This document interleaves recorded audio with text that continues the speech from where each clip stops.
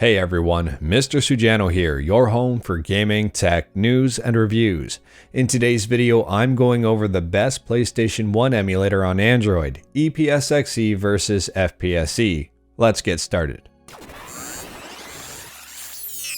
Alright, to kick things off, I couldn't tell you how many times I've been asked this question: which emulator is best for PlayStation 1 on Android? Is it ePSXe or FPse? Both emulators are paid emulators, they're not free.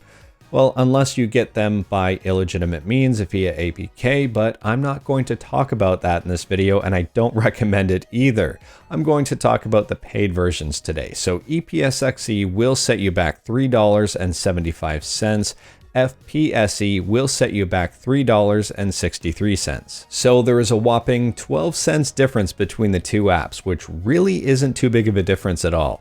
Now, if you don't want to pay for a PlayStation emulator to play PlayStation games on Android, skip to the end of the video and I'll show you a free way to do it. Now, in terms of popularity, FPse has 62,000 reviews and about a 4.6 star rating out of 5.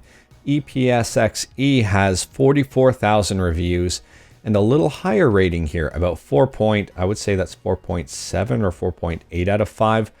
It does have less reviews than FPse, but it has more installs. So ePSXe has about 1 million, actually over 1 million installs, where FPse has just over 500,000 installs. If you're looking for an emulator that just works, something that you can install and play games and really not worry about anything, I recommend ePSXe.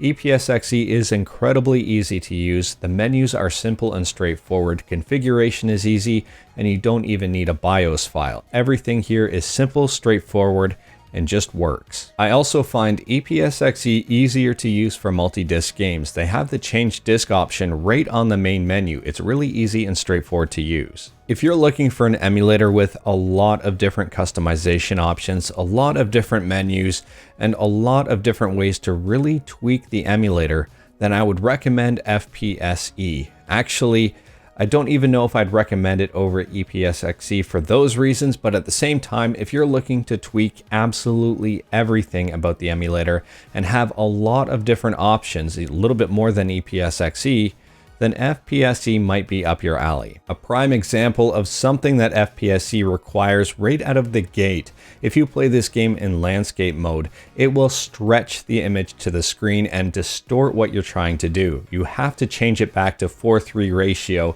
in order to get a proper picture. This isn't set up by default, you have to do it manually. There are two main drawbacks to ePSXe. First and foremost, the audio sometimes lags behind the gameplay. There's a noticeable delay in certain games.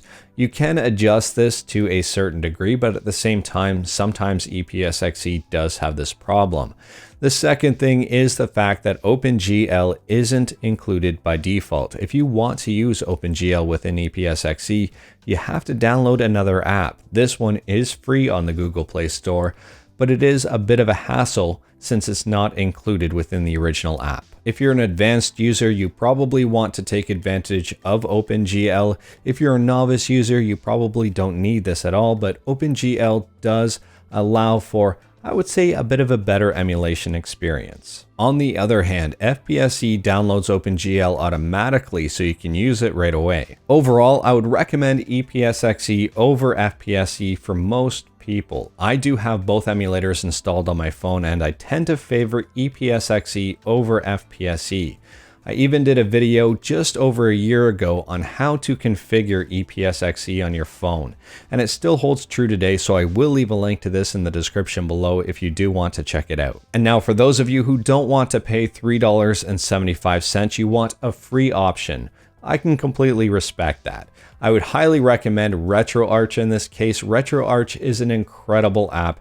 You can use it to emulate a ton of different systems. For the PlayStation 1 system, I would highly recommend using the PSX core. This core is extremely accurate. It's a fork of Mednafen. It's probably even more accurate than ePSXe. If you run into issues with PSX, check out PSX Rearmed. one of these two cores should work. PCSX rearmed is for lower spec phones. If you want to know how to use it or install it, check out the video that I will leave in the description because I do go over it there.